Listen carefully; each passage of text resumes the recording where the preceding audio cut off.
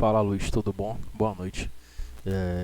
Na aula de hoje a gente vai começar sobre o final, né, do conteúdo aí de Autotrônica 2, que é o sistema de segurança, desculpe, o sistema de segurança passiva, tá certo?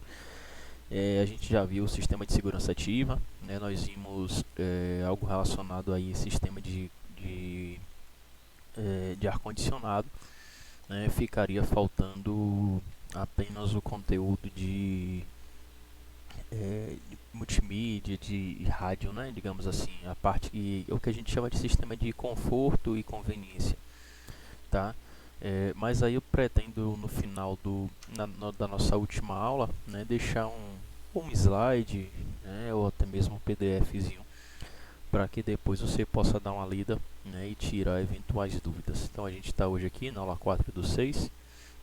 Nós teremos agora a aula no dia 6 do 6, tá certo?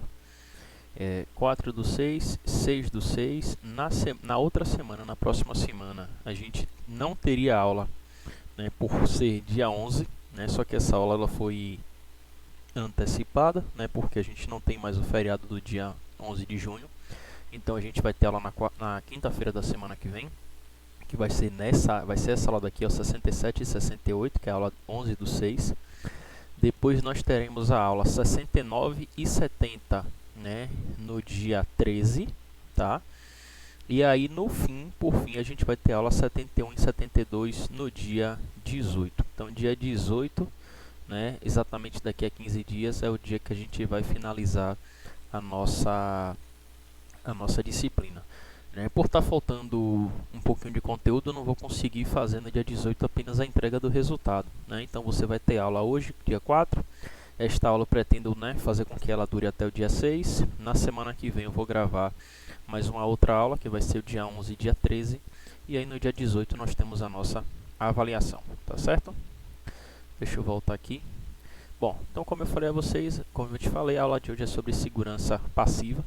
Basicamente existem dois tipos de segurança no automóvel: a segurança ativa, que é aquela que visa o tempo inteiro impedir que um acidente aconteça, tá? Então a gente pode considerar tudo aquilo que a gente viu até a semana passada: freio ABS, o Brake Assistance System, que é o BAS, que atua junto com o ABS, o EBD, o ESP, o ASR, o TC, o CT, né? Todos aqueles outros componentes de auxílio a ré, frenagem de emergência, o alerta de ponto cego, o alerta de saída da faixa. Então tudo isso, né, são itens de segurança ativa, né? Geralmente são itens eletrônicos, tá? Ou eletroeletrônicos, e que visam impedir que um acidente ele aconteça. Só que eles não são a prova, né, de qualquer tipo de acidente. Ainda assim, alguns acidentes irão ocorrer, né, infelizmente. E pensando nisso, a gente tem então os itens de segurança passiva, né? Os itens de segurança passiva, eles não vão impedir que o acidente ocorra, porque isso é um item de segurança ativa.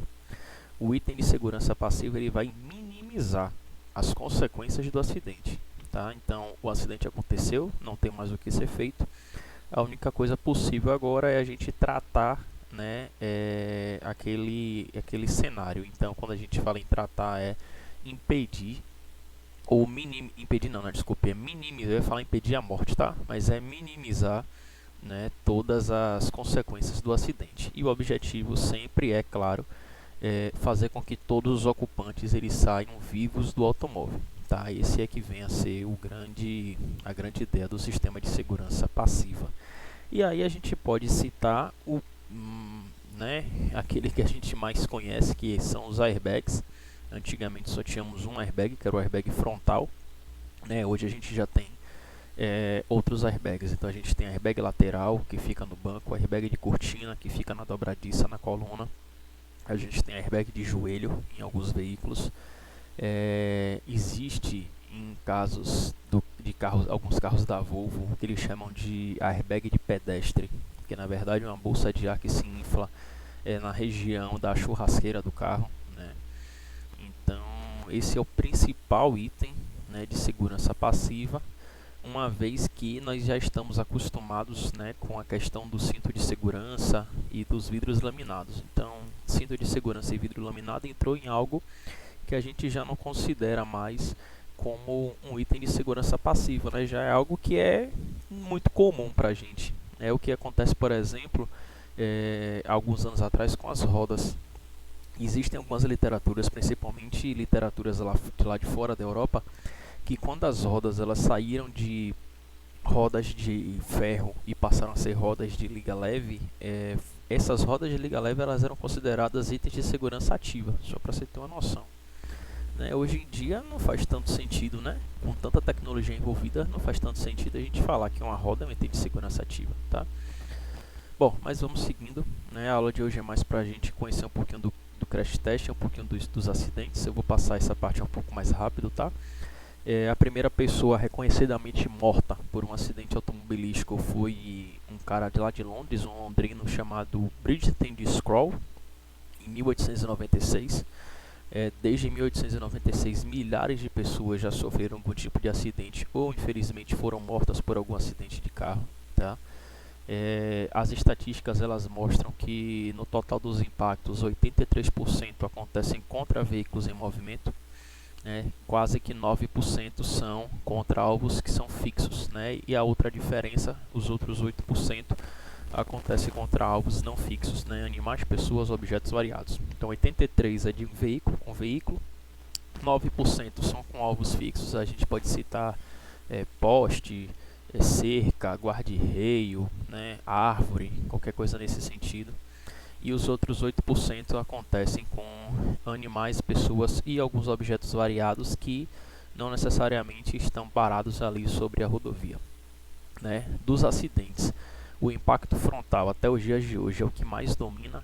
Então quase que 40% dos acidentes, né, são quando acontecem, a região, né, que atua é de 40%, os laterais vêm logo atrás com quase 25% e os traseiros com 20%. Os traseiros, se a gente fosse ao pé da letra avaliar, ele muito provavelmente seria muito maior. Se duvidar, seria quase 40% também, né? Seria muito próximo do frontal. Mas é que quando você está dando ré para, por exemplo, botar o carro fazendo uma baliza, você não considera aquilo ali como um acidente, né? Quando você toca no carro do cara atrás de você. Os impactos frontais e traseiros são os mais comuns, né? E o lateral é tido como mais nocivo, porque é a região justamente do carro que a gente não tem tanto reforço, tá? As causas de morte, as principais causas, né, quando um acidente ocorre, 50% é um traumatismo craniano encefálico, né, ou algum objeto bateu na cabeça, ou o cara bateu a cabeça em algum lugar do carro de uma forma muito forte. A gente pode ter um choque hemorrágico, né, esse choque hemorrágico muitas vezes algum objeto passou e penetrou na parte do corpo e aí começou a fazer um sangramento. Nós podemos ter um politraumatismo severo, quando os objetos pegam em diversos pontos do corpo da pessoa e aí a pessoa termina vindo a óbito, e a gente tem outros 10%, né? Para você ter uma noção, esses gráficos são de 2018, né? No Brasil, os acidentes de trânsito são a segunda maior causa de morte do país, tá? Eu vou deixar um videozinho, esse vídeo aqui, para depois você poder assistir. Um jornal aqui, eu só não me atentei deixa eu ver se ele diz aqui não, né? De onde é esse jornal, tá? Mas perceba que deixa eu passar aqui, tá? Que é o próximo gráfico. Mas perceba que existe uma tendência na redução aí dos sinistros, né? Em 2014 estava se enfrentando um período que muitos acidentes estavam ocorrendo. Só que esse mesmo período de 2014 coincide com um dos momentos em que a indústria estava com a venda muito acelerada de veículos. Então entre os anos de 2012 e 2016 terminou-se vendendo muitos carros. Muito naquela época é explicado porque houveram estratégias do governo como redução do IPI, ou até mesmo sem ser a redução, mas a anulação do IPI para que você pudesse comprar carro muito mais barato, né? Então a tendência foi que o gráfico começou a subir, só que aí nesse período de 2014 e 2015, né, foi quando percebeu-se que deixa eu ver, não disse aqui não, mas foi quando se percebeu que, né, o álcool era um dos principais causadores aí de diversos acidentes, né, e aí começou-se a se implementar as blitzes de lei seca, e aí por isso que os números estão tendendo a descer. Então, por mais que hoje você não tenha o mesmo número de carros sendo vendidos anualmente, né, mas você tem uma frota maior do que era em 2013 e 2014, só que o número de acidentes tem diminuído. Isso é uma coisa boa, tá? Aqui também do ano de 2018, né, quem mais tem acidentes são, infelizmente, os motoqueiros, os motociclistas, né? Você dirige, então sabe que não são todos que são irresponsáveis, mas uma grande maioria dos motociclistas são irresponsáveis, né? E aqui é a faixa etária aí de pessoas que recebem aí, que se receberam aí o seguro obrigatório de DPVAT, o nome? Não, esqueci agora. Enfim, se receberam o seguro obrigatório aí de trânsito, tá?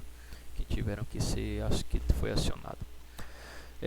Essas estatísticas elas estão um pouco defasadas, mas no mundo a gente tem mais ou menos 500 mil mortes por ano, é um prejuízo de quase 6 bilhões de reais, tá? E aí só o governo aqui do país ele gasta cerca de 15 milhões aí, em média, né, por vítima não fatal, né, entre a recuperação, pagamento de seguro e por aí vai, tá certo? Bom, e aí, diante de todo esse cenário, a gente percebe que a gente precisa então impedir, né, que alguns acidentes ocorram, ou então precisamos minimizar quando esses acidentes aconteceram, né? Isso está ligado diretamente à avaliação de um crash test, né? Então, crash test nada mais é do que você avaliar uma colisão.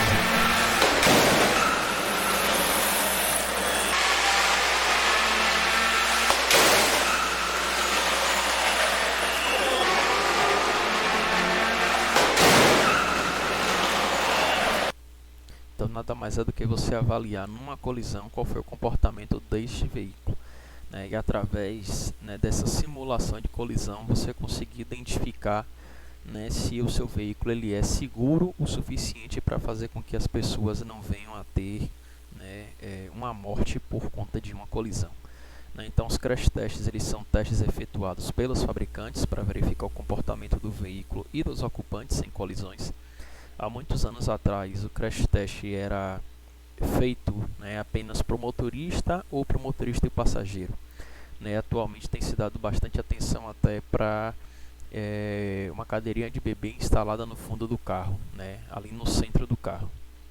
Então você hoje tem crash tests até que envolvem então crianças, tá? Normalmente os testes eles são realizados com velocidades que podem variar de 50 a 64 km por hora. Apesar de você imaginar 64 km por hora é uma velocidade baixa. Geralmente ninguém que vai bater acelera. Um exemplo, você vai bater no carro de alguém, aí você acordou, né? Você estava dormindo no volante, acordou. Eita, pô, vou bater. Você não acelera o carro, você tende a frear. Então a velocidade de impacto geralmente é sempre menor do que 64, né? Mas para o crash test é avaliado então essa velocidade aqui como o padrão, tá? E ela hoje é feita sempre com blocos de concreto, né, que são deformáveis, né? A gente tem aqui os blocos indeformáveis, que são essas fotos aqui em cima, né? Hoje é mais difícil a gente ver esse tipo de crash test acontecendo, tá? Isso foi feito muito nos Estados Unidos, mas um estudo estatístico percebeu que dificilmente você bate em um veículo que não deforma, né? Como a maioria das batidas são sempre com objetos que se deformam.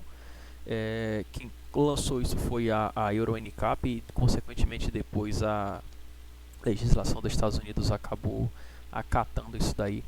É colocado com um bloco de aço que ele é deformável, tá?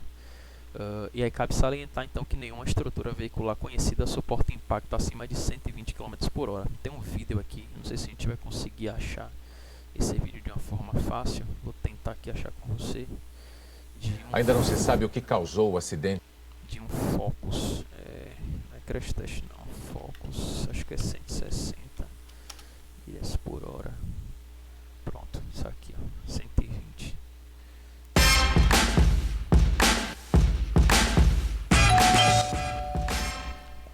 Might want to look away now. This is it.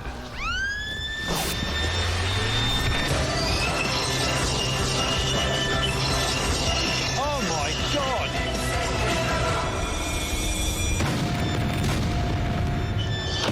Oh my God!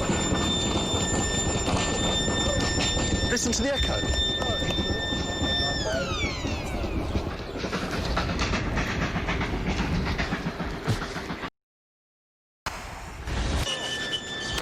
Então aí, ó, Focus is obliterated on him. só para você ter uma noção, né, do impacto, né, o que é que um impacto de 190 km por hora, né, consegue fazer num veículo desse, né? Então os crash tests não são feitos com velocidades a mais maiores, né? Porque não existe uma estrutura capaz ainda de conseguir suportar uma dissipação de energia tão grande sem que o ocupante seja, né, saia sem nenhum tipo de escoriação. And the passengers don't ask. God, the hairs on the back of my neck are sharp as nails. The car decelerates from 120 miles an hour to zero in 68 milliseconds, with its occupants experiencing peaks of 400 G. The front end hits the wall with such force that the back end rises up 90 degrees and the car is slam dunked down onto its nose.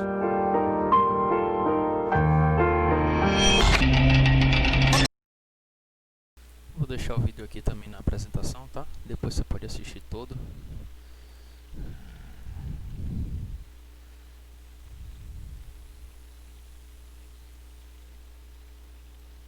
Pronto, vamos seguindo.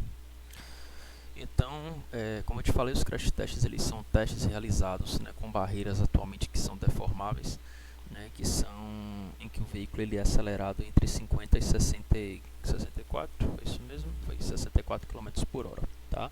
E a ideia é que você consiga colocar um boneco dentro do carro, um boneco especial chamado de dummies, de forma que esse boneco ele seja todo sensorizado e que esses sensores eles consigam mostrar para a gente quais foram as regiões de maior pressão e consequentemente que resultariam, né, em problemas aí para os passageiros. Existem diversos tipos de crash test, né, diversos. Um dos tipos mais realizados atualmente é o tipo frontal a 25% do lado do condutor, né, só que não com a barreira rígida, mas com a barreira deformável. E o frontal a 40% com barreira deformável também do lado do condutor, tá? Mas a gente pode ter 100% contra a parede rígida ou parede deformável, 40% com barreira deformável, 25%, né, rígida ou deformável, 25% rígida ou deformável do passageiro. E aí a gente pode ter lateral com poste. Esse aqui é um teste que está sendo bastante cobrado na Europa e é um teste em que os veículos não têm sido tão bem avaliados, né? A gente pode ter também crash test traseiro, modelação de choque traseiro, que é o backlash, que é o efeito chicote, capotamento, esmagamento e photo-aim, que é o teste de alce, tá? O nome eu não estou lembrado agora, eu vou escrever aqui só alce, mas é um teste em que geralmente as picapes não conseguem passar por ele, em que você precisa, né, sair de uma pista, né, executar uma manobra em S, como se fosse sair de um obstáculo. Aí a tendência é que esse carro, as caminhonetes, elas tendam a capotar. Na década de 30 foram iniciados, né, os primeiros testes de impacto, e aí começou com o uso de cadáveres, né? Então basicamente você botava um cadáver lá dentro, mas você só conseguia avaliar se houve uma quebra de algum membro, por exemplo, né? Na década de 50 foram utilizados alguns animais, né? E aí os principais animais utilizados eram porcos e chimpanzés.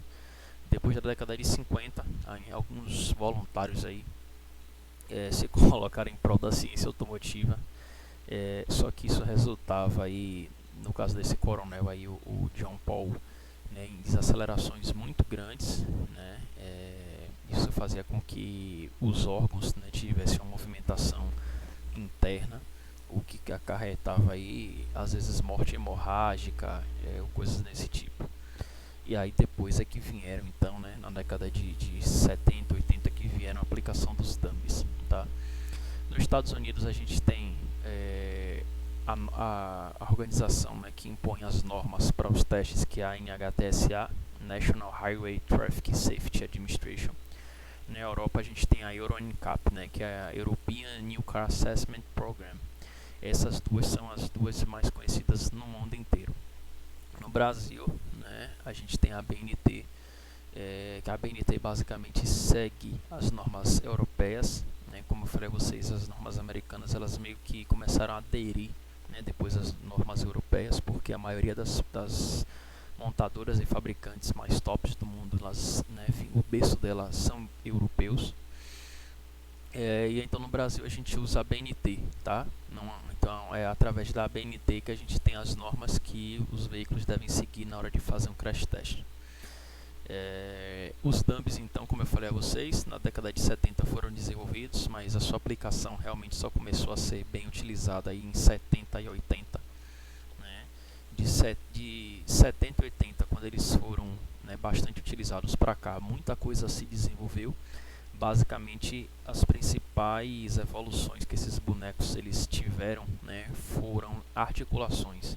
Né? Então, até hoje é tentado você garantir que todas as articulações que seriam articulações do corpo humano tenham nesses bonecos. Então, por exemplo, antigamente o quadril e o tórax desse boneco aqui ele era inteiriço, ele era rígido. A gente sabe que isso não acontece, né? Que você consegue, né, rotacionar aí o seu quadril. Então, a ideia é que hoje os bonecos eles tenham os graus de liberdade, né, iguais aos das pessoas, tá? E que também o que seria a pele dos bonecos, né, seja algo próximo à pele dos seres humanos, para que a gente consiga avaliar de uma forma bem melhor, tá bom? Bom, então os dummies, né, eles têm células de carga e acelerômetros que avaliam o impacto e a aceleração em cada região do corpo. Esses dados eles são coletados, né, e posteriormente esses dados são avaliados em comparação com os dados médicos. Então, por exemplo, o cara sabe lá, né, nessa última costela, né, qual é a média de força que essa costela ela tende a se quebrar. Então é colocado, né, uma célula de carga aqui nessa costela, e aí essa célula de carga consegue medir qual foi o esforço sofrido, se isso iria impactar de uma forma que quebrasse também a costela, né, se acontecesse um acidente, de verdade ou não, tá? Então os dados eles servem de subsídios para modificações internas e externas do veículo, né, para que a gente consiga sempre garantir o menor índice de mortalidade de um carro. Os bonecos ajudaram bastante na evolução da segurança automotiva e sem o seu uso. E o seu uso se tornaram populares até na TV, né, com o surgimento de desenhos infantis e personagens de seriados americanos. Né? Essa representação que você está vendo aqui é a forma que a gente consegue avaliar, por exemplo, as regiões aí que... Aí eu estou me referindo aos dummies, mas consequentemente, né, isso é para uma pessoa. Né, as regiões aí de proteção que aquele veículo apresenta para um determinado teste. Então, o cara vai fazer um teste 25% com a barreira deformável. Né? O que termina acontecendo?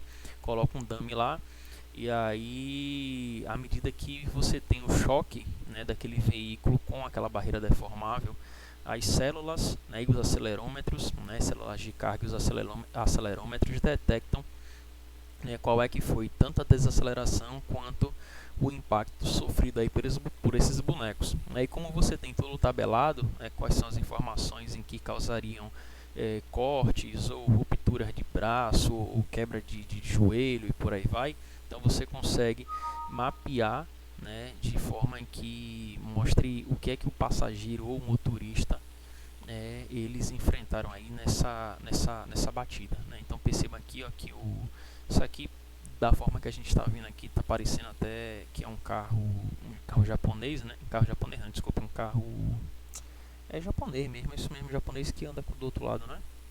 Então a gente percebe aqui, ó, que a pior situação aqui tornou-se no joelho.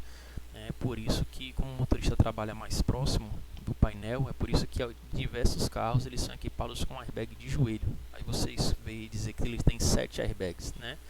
Então são 2 frontais, 2 de cortina, 2 laterais, né? e um de joelho. Esse um de joelho é apenas para o motorista, por isso que são 7, tá?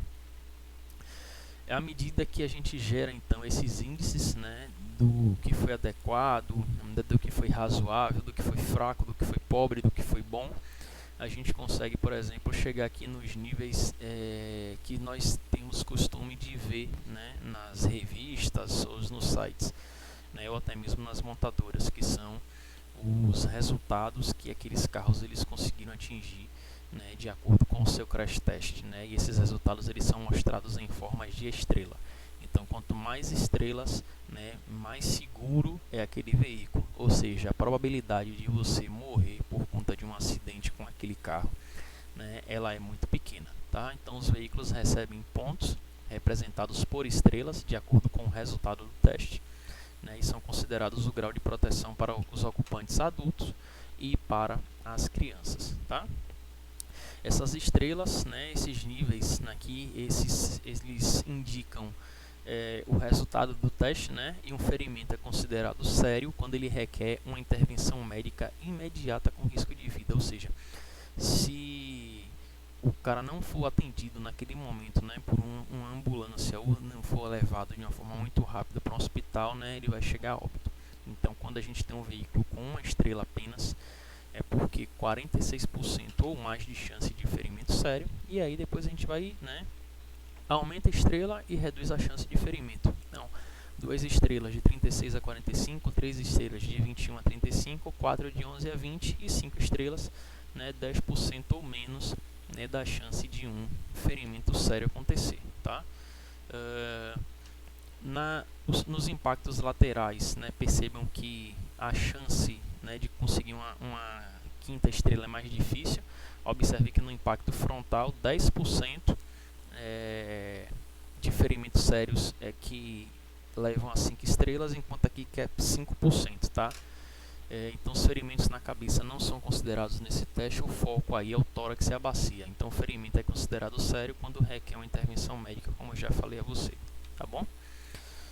Aqui basicamente é só um índice de avaliação da deformação do carro, a gente viu isso mais cedo. O verde é bom, o amarelo é aceitável, o laranja é razoável e o vermelho aqui é pobre, né? Teria uma outra aqui que seria o marrom, né, que é fraco, né, mas nem foi utilizado. Aí aqui é o tipo de teste sendo realizado, né, um impacto com barreira deformável, né, essa aqui é 40% do carro, né, se a gente considerar que essa linha seria 50%, só não tem esse pedacinho, então a gente tem quase 40% aqui do carro indo em encontro àquela barreira, tá? Não é o veículo quem acelera, né, não é você não chega lá e coloca o cara lá pisando, né, o boneco pisando lá no acelerador e você avalia, não é assim. Geralmente o veículo é posicionado sobre uma pista especial e embaixo dessa pista a gente tem cabos de aço, em que esses cabos de aço eles são presos, né, no lastro do carro. Na outra ponta do cabo de aço a gente tem um supermotor elétrico, em que esse supermotor elétrico, quando ele é ligado, ele puxa esse cabo de aço, consequentemente ele vai puxar o carro, e o carro por sua vez ele vai ir em direção à barreira deformável, tá? Então o veículo ele é acelerado até a velocidade de colisão através do cabo, né, e testes específicos podem utilizar um pistão. O motor elétrico de aceleração incorpora a medição de velocidade, né, para garantir que ele esteja lá em 64 km por hora. Né, e aqui é que a gente tem a guia e o cabo de aceleração. O cabo passa por aqui por baixo, aqui a guia, né, o que vai que o cabo prende na guia e a guia consequentemente prende na parte de baixo do veículo, tá? Aí a gente vai falar um pouquinho agora sobre uma preparação, né, para um teste frontal, né, seguindo a norma Euro NCAP. Então, os parâmetros que são avaliados, né, um sistema de aquisição de dados é utilizado a bordo, né, geralmente o sistema, né, de parâmetros, a marca e o modelo é algo chamado de Quantum X, né, é Quantum QUANTUM espaço X. É um aquisitor de dados bem interessante e que o mundo inteiro basicamente usa esse aquisitor de dados, né? Então esse sistema de aquisição de dados é utilizado a bordo, né? Lembra muito, não vou dizer você um computador nem um notebook, né? Mas lembra muito um scanner, né? Digamos assim, né? Só que ele não tem tela, não tem nada, tá? Ele só tem as saídas para que você consiga acoplar aí os acelerômetros e os sensores de deformação. Assegura então que o veículo dispõe de uma bateria carregada e que a chave de ignição está na posição ligada, né? Ele checa se a luz de advertência do sistema de airbag está apagada, né, antes de proceder o teste. Porque imagine, quando a luz de airbag está acesa e permanece acesa, é que o airbag ele não vai ser acionado. Aí você gasta um dinheirão para fazer um crash test, que basicamente depois disso o carro não presta para nada, e você, né, não se atenta aí que a luz estava acesa, aí vai perder dinheiro, né, e consequentemente ser demitido. Você abastece o veículo com água, né, em massa igual à massa correspondente à capacidade total de combustível do tanque. Abastece com o resto dos fluidos. Quais são os outros fluidos?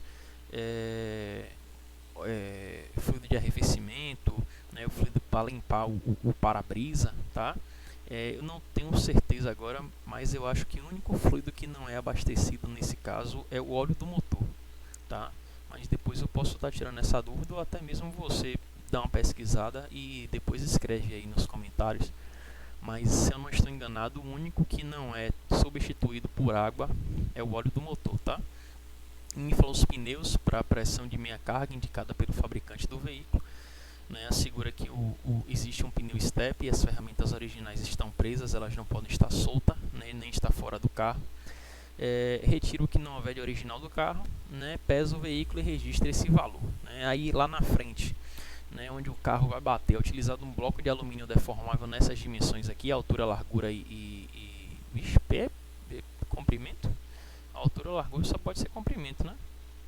A barreira deve ser fixada a um bloco de concreto, né, e a barreira é composta por células em forma de colmeia. Inclusive é muito comum nesse bloco deformável utilizarem por sua vez alguns sensores para detectar deformação no próprio bloco, tá? Então a barreira é composta de colmeias. Existem regiões com deformações que são deformações distintas, tá?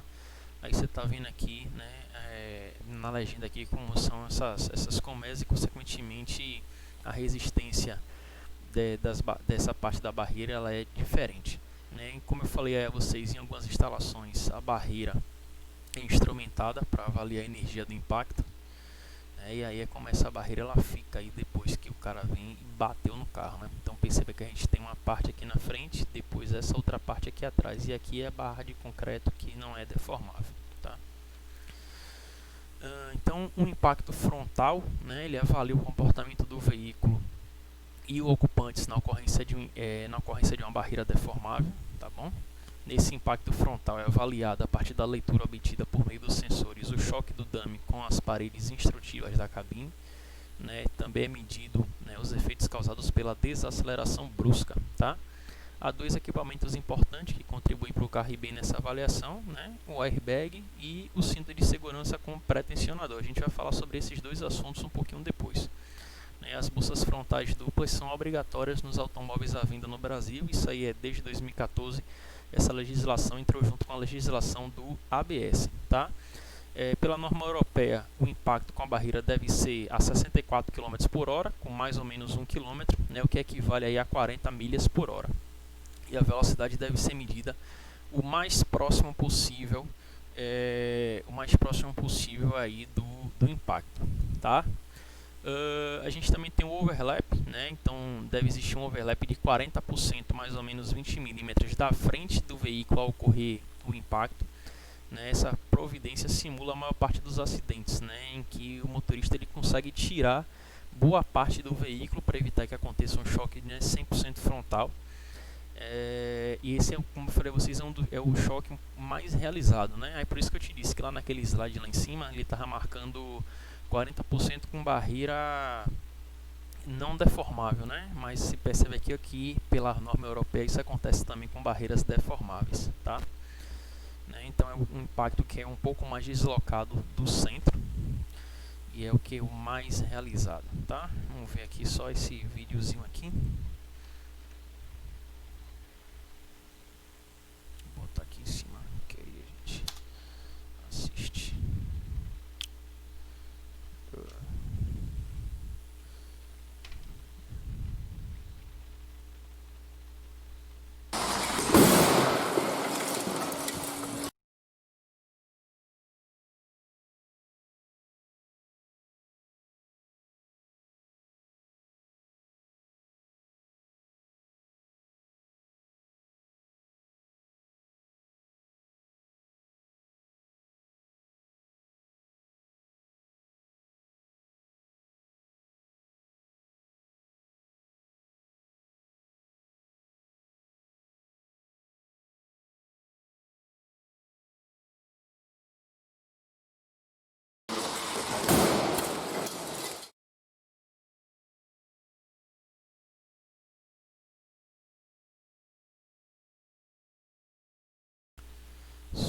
voltar só aqui para você ver o negócio. Ó. Veja aqui, ó, na legenda, ó, que o teste, esse daqui não foi nem a 64 por hora, tá? Foi um teste mais leve, a 50 por hora.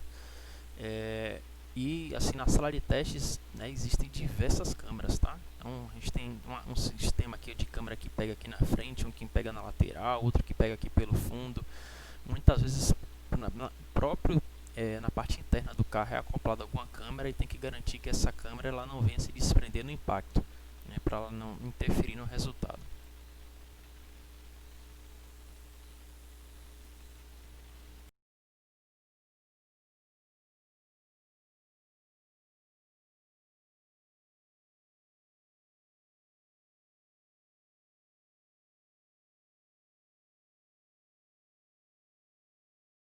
Um outro ponto aqui importante, ó, o dummy, ele muitas vezes ele é pintado. Então veja aqui que a sobrancelha está pintada de vermelho, o nariz de verde e o queixo de amarelo. Para que na hora que acontecer uma colisão, ó, deixa eu voltar aqui, ó, pronto. Para na hora que acontecer uma colisão, desculpe, agora acho que funciona. Para na hora que acontecer uma colisão, seja possível, né, depois, ó, seja possível depois o engenheiro entender onde foi o impacto, né, onde foi que a cabeça do cara pegou aqui na bolsa, né, no bolsão aqui de ar, tá?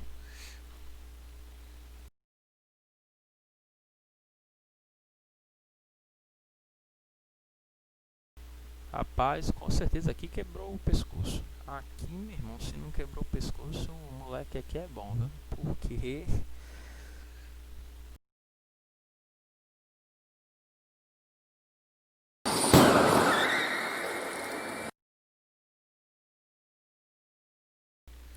eu vou parar aqui, tá? Que aqui já começa a parte de crash test lateral. Isso aí vai ser a aula da semana que vem. Deixa eu ver mais um videozinho aqui. Perceba, inclusive, a gente vai falar sobre isso, que a ativação da bolsa do motorista é muito mais rápida do que a bolsa do passageiro, tá? Que a distância que o motorista está em relação ao painel, ela é menor do que o passageiro está em relação ao painel dele. Tá certo? Bom, então os impactos frontais, né? Os critérios relativos ao crash test é o desempenho estrutural da zona do habitáculo, né? Medir o trauma do condutor e do passageiro, incluir a desaceleração em várias posições dos dummies e verificar se houve penetração ou prisão de algum membro, né? A movimentação que os bonecos eles fazem lá dentro na hora do choque, tá? E aí eu vou deixar essa parte de ensaios laterais para a gente ver na semana que vem. Eu vou parar por aqui, tá bom? Então é o seguinte, para a aula de hoje, né, quinta-feira, você faz um resumo, né, do que são os crash tests e como é que funciona aqui essa questão das estrelas. E para a aula de sábado você me faz uma síntese aí de como é que, né, como são feitos os testes aí de impactos frontais, tá certo? Valeu, cara, é isso aí.